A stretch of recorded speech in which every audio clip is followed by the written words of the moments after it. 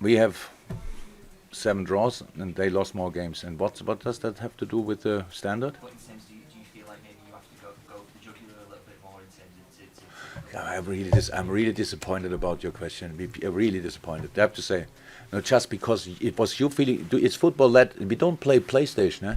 Do you think we didn't take enough risks today? Is that what you want to ask? I'm really that's really a disappointing question, I have to say, because that means like it's so easy. I tell them, boys, we take more risk. Come on, boys, we go for it. Can you imagine? Is there any draw and we didn't try to win? What is that? An extra attacker in this, just to go wild. 9 match days. Obviously, I say a lot of reasons why in Liverpool you are all not experienced in obviously fighting well. You think it's again PlayStation, bring an extra attacker and football change. That's not like that. We are offensive enough. Football doesn't work like that. Come on. And there's not 9 games to go. And but what is that? We don't lose our nerves. Not like you, obviously. That's like because it's just you have these. It's the second time that you ask a question I really don't get. Final words, guys. Paul?